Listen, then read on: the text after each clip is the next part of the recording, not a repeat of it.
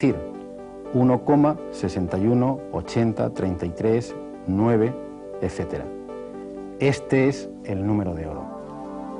En esta expresión queda de manifiesto la vinculación estrecha entre el número de oro y la raíz cuadrada de 5.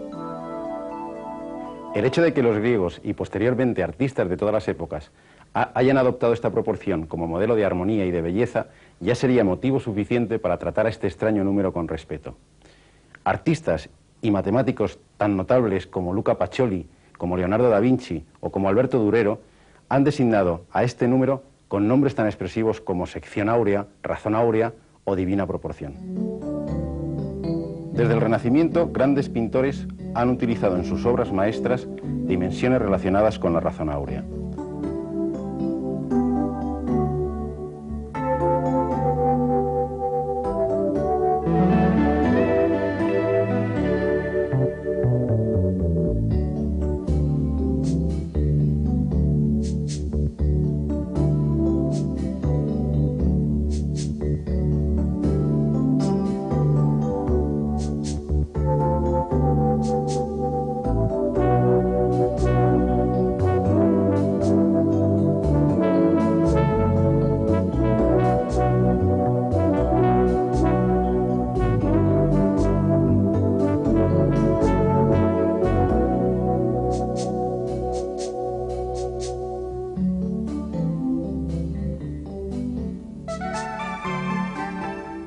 Pero sin duda el caso más sorprendente es el de la pirámide de Keops. Mucho se ha especulado, y a veces con muy poco fundamento, sobre las prodigiosas relaciones numéricas encontradas en las proporciones de las pirámides de Egipto. En el caso de la pirámide de Keops, construida hacia el año 2600 a.C., utilizando más de 2 millones de piedras de unas 20 toneladas cada una, estas relaciones no parecen ser fruto de la casualidad y constituyen la primera y quizá la más espectacular aparición en la arquitectura del número de oro. Heródoto, el famoso historiador griego del siglo V a.C., cuenta que los sacerdotes egipcios le habían mostrado el hecho de que las dimensiones de la pirámide eran tales que el cuadrado de la altura total era exactamente igual al área de una de las caras. Este dato, atribuible a un exceso de meticulosidad del arquitecto egipcio, no es en sí nada llamativo. Pero si analizamos las características geométricas que de él se deducen, podemos descubrir con asombro que los egipcios, hace 3000 años, ya conocían y aplicaban la razón áurea. En efecto, el número de oro aparece no una vez, sino hasta 3 veces en relaciones numéricas entre distintos elementos de la pirámide.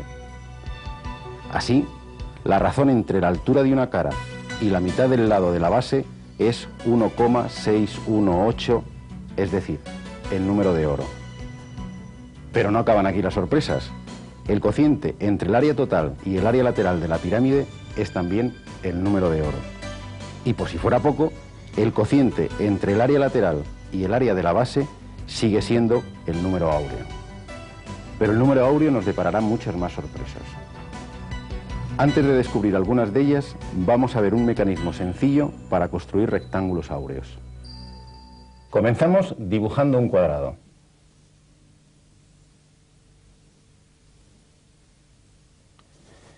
Sobre este cuadrado marcamos el punto medio de uno de los lados y trazamos un arco de circunferencia cuyo radio sea la distancia desde este punto medio hasta el vértice superior hasta que encuentre la prolongación del lado inferior.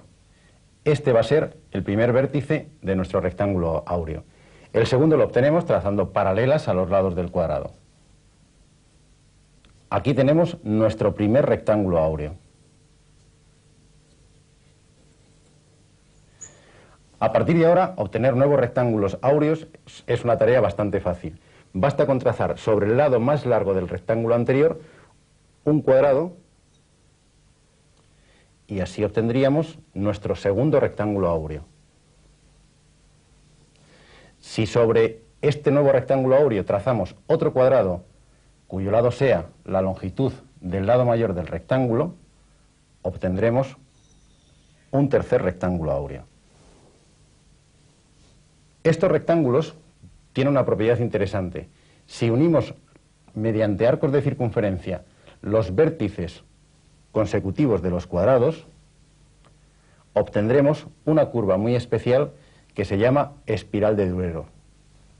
Efectivamente, nos ha parecido una curva muy familiar, una espiral que nos recuerda mucho a las conchas de algunos caracoles y a los cuernos de algunos rumiantes.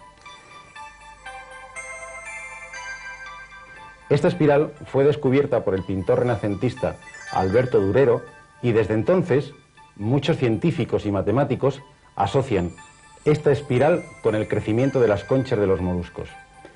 En la naturaleza nos sorprenden de vez en cuando fenómenos de los más insospechados en que aparece esta curva. Desde una galaxia hasta un huracán parece que se sienten atraídos por la belleza de esta curva. En el mundo vegetal los ejemplos también nos dejan perplejos.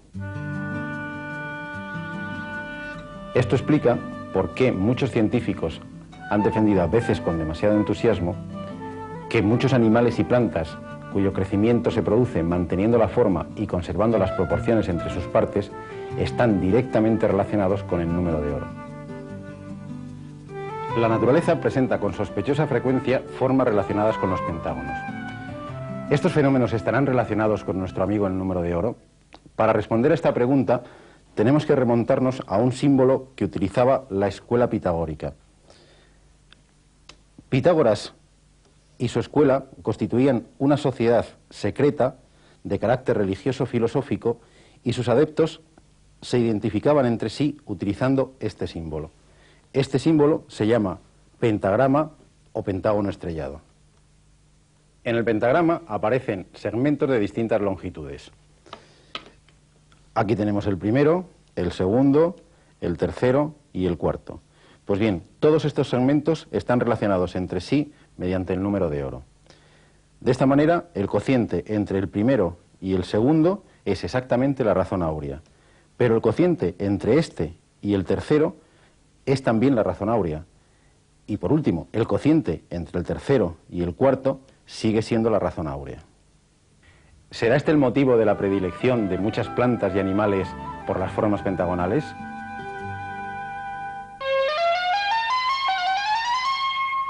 ¿Existirá también un ángulo de oro? Pues efectivamente, podemos dividir la circunferencia en dos ángulos de tal manera que la razón entre el ángulo mayor y el ángulo menor sea exactamente el número de oro.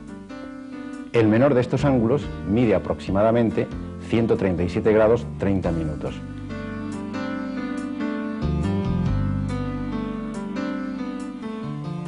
¿Es esto un mero juego matemático? Realmente la naturaleza vuelve a demostrarnos que no. Las ramas de los árboles crecen con demasiada frecuencia buscando un ángulo que se aproxima mucho a este ángulo ideal. Y parece que hasta las gallinas conocen la existencia del número de oro. Vamos a comprobarlo midiendo estos huevos.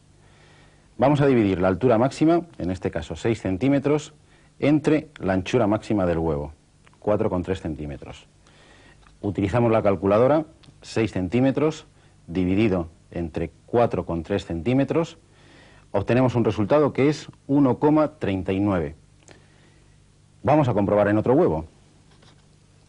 Dividimos la altura, en este caso 5,8 centímetros, entre la anchura máxima, en este caso 4,3 centímetros, 5,8 dividido entre 4,3, obtenemos un resultado de 1,35.